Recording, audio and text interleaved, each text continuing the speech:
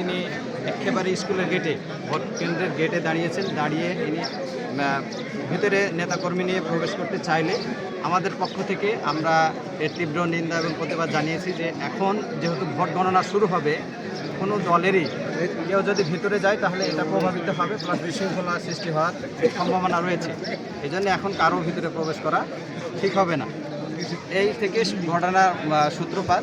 তিনি আমাকে জিজ্ঞেস করে তুমি কে। আমি বললাম যে আমি যেই হই, আমি এখানকার ভোটার।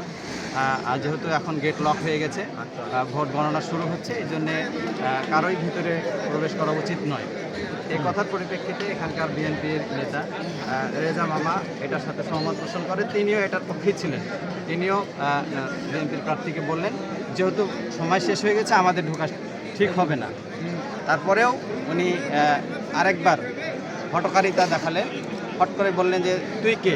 আমাকে যখন এই প্রশ্ন করে তখন এখানে সাধারণ ভোটার যেনারা ছিলেন এনারা এর তীব্র নিন্দা প্রতিবাদ জানিয়েছেন যে না, এখানে কোনো বিশৃঙ্খলা করতে যাওয়া যাবে না।